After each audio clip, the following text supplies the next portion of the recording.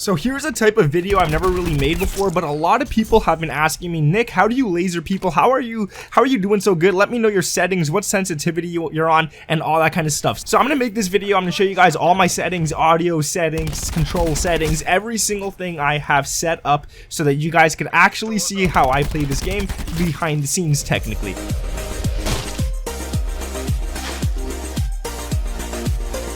What is up, guys? My name is Nick and welcome back to another Black Ops 4 video. Now today I'm going to talk about all my settings in the game so you guys can copy this exactly if you like, or at least try to maybe make it similar to my settings. Maybe you won't like it exactly, but anything like that, you guys could just use it. This is how I laser people. It's all in the settings. I mean, I am pretty good with aiming down the sights and aiming at people myself. I could turn off aim assist and go off on people, but it is all in the settings, guys. Trust me. You guys will see that if you change your settings, a lot of people just keep it on the default, but if you change it up a bit, you'll see that you'll start playing better. Now guys, I'm not going to mention any spiders within this video, you don't gotta worry, but I will ask you to leave a like on this video if you guys hate the Reaver or the crossbow, whatever the heck you want to call it. I honest to God hate that weapon. It's starting to get me really frustrated at the point where I'm just rage quitting every single map where someone has that, because dude, that thing takes no skill whatsoever. You aim down sights, you shoot it, the enemy's dead no matter what, and I hate it, dude. I die within a split second. Even if I'm on a high streak and then someone pulls it out, I'm gonna die, dude. Oh man, let me know if you hate it. Let me know your least favorite weapon down in the comments below. Mine is probably the Reaver and the S6 Stingray. Those are my two least favorite. Let me know what yours are down in the comments and let's get into it. So I want to start off with audio settings because these are actually pretty important, especially if you're using a headset and stuff like that. So into the actual settings, we got the master volume, which I normally keep it at 10. I like to keep that as high as possible. I want to hear as much as I possibly can. And I should mention, guys, that I am using Astro A40s when I play this game, so I have a mix amp on my desk and stuff, and I could control the audio from there as well. But it is good enough. Like if you guys are using, I don't know, Turtle Beaches, the PlayStation headset, anything like that, these settings should work for you. And then at the audio presets, there's only 3 presets I would actually recommend. That's Super Crunch, headphones, and bass boost. I wouldn't recommend the high boost or the Treyarch mix. My personal favorite is the Super Crunch, and then subtitles, obviously keep that off. There's no point in turning that on. Now the actual volume here is pretty important as well. This is going to help you hear enemies like crazy. So the voice volume, this is the announcer's voice and stuff like that. I keep this really low. It does not affect your voice on the microphone or anything like that, so you don't have to worry about it. Usually, I don't know why it's on 8 right now, to be honest, guys. Usually I keep it on a 6. This is just a guy telling you, oh, enemies are taking B, friendlies are taking C or something. That doesn't really matter all that much if you're looking at the minimap. And then we got the music volume. I like to keep that at 8 just for when I'm in the menu, I'm not bored and stuff. I like to hear the actual music. Then the team chat voice volume, I find this one pretty important as well, because there are actual teammates in the game who do call out once in a while, but if it's usually a lobby where everyone's just talking and laughing and stuff, I just mute them all because I'd rather hear the game. But when it is a lobby where people are actually doing call outs, I like to keep this at 8 so I can always hear it. Sound effects volume, you want to hear footsteps, you want to hear gunfires, keep this one as high as possible. Keep this one louder than every other one within the game. And then the last one is the cinematics, I was gonna say. The cinematics volume and stuff, I keep that at 8 as well. It's not really important. And then the controller sound, 100% off. And that's not all we're going to do with the controller. We're also going to turn off the vibration, but we'll get into that when we get into the control settings.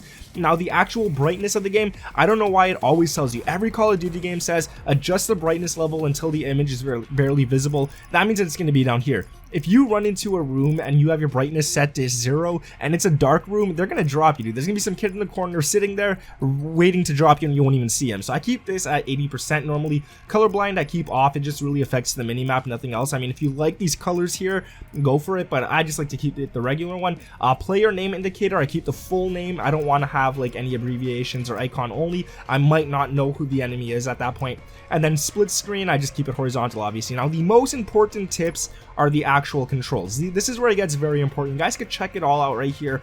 Everything is practically changed. There's just a few of them that I didn't touch whatsoever. And look inversion, you're going to keep that on standard. I don't know how anybody in there, I don't know who the heck could play inverted. Honestly, I don't know who does that. I could not do inverted, so I keep it on standard. Now, my sensitivity, you guys are going to notice that one of them is at 9 and the other is at 10. Sometimes I'll do 8 and 9 or something like that. Sometimes I'll do 9 and 9 or 8 and 8. But personally, I got to change that back before I get confused again. Personally, I prefer having my horizontal set to 9 and my vertical set to 10. Now, the reason for this is because there's not much verticality in the game. There's not many times where enemies are going to be on top of you or anything like that, but I like to keep this one on 9 so I can always turn on enemies pretty quickly, and then I like to keep this one on 10 in case there are enemies that are above me or something like that. I could aim in at them faster and actually aim towards them faster than if I were to keep it on 9 or something. So I always try to keep the sensitivity, the vertical one, at least one higher, and then sometimes I'll just play 9-9 if I feel like that day's just not working out. But normally I play on 9 and 10 or 8 and 9, and I feel like that's the best. Now, the ADS sensitivity, when I'm aiming down sights, this one is really important. When you're aiming down sights, I keep it at 0.75. I don't keep it at 1. If you guys haven't touched the setting, your settings are at 1.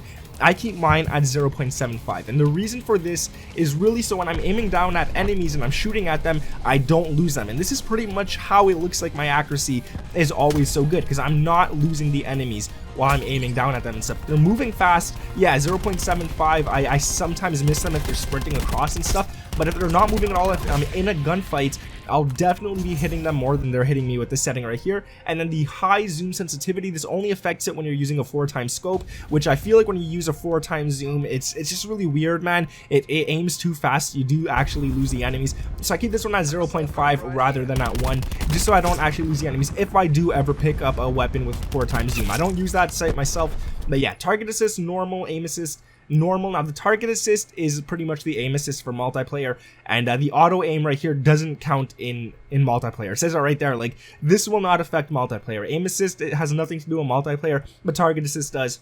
Then we go down to the controller vibration. This one I keep off all the time. In every single Call of Duty game, I keep this off. I even have the option in my PlayStation settings set to off. There is no way I want my controller vibrating while playing the game. Now, if you guys actually do turn this off, I'm going to give you a huge warning. Give yourself at least 3 days to get used to playing the game without your vibration on. It feels really weird at first. It honestly feels like really awkward to play without the vibration, but turn it off, man. You're going to see after these few days, once you get used to playing without it, your accuracy is going to be absolutely insane. All the people who play in the CW, all the COD World League, all those pro players, most of them have it off. Trust me, it's very important.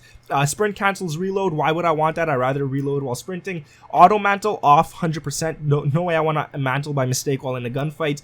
Auto sprint off. Stick layout, default 100%. I'm not putting any of these things. I can't play like that. Button layout, this is the only one I play on, and it's stick and move. The reason I play on this is because I could jump using R3, so I never have to take my thumb off the aiming button. So when I get into a gunfight and I'm jumping in that gunfight, I'll be able to drop people super easily just with these settings right here, man. It's so good.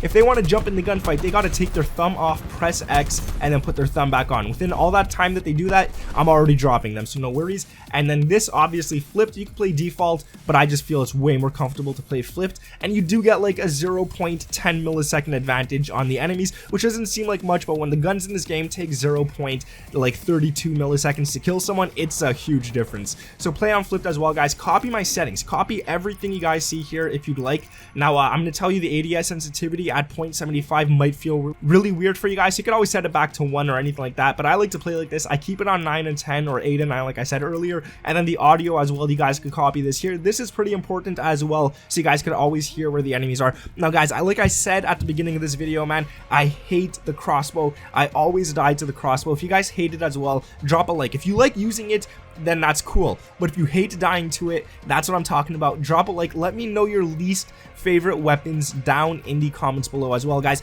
Now I just realized how long this video is for a settings video. I didn't intend for it to be this long, so my bad. But yeah, I'm gonna end it here then. Drop a like on this video. Let me know down in the comments your least favorite weapon. Subscribe to the channel if you guys are new around here. My name is Nick, and I'll catch you in the next one. Peace.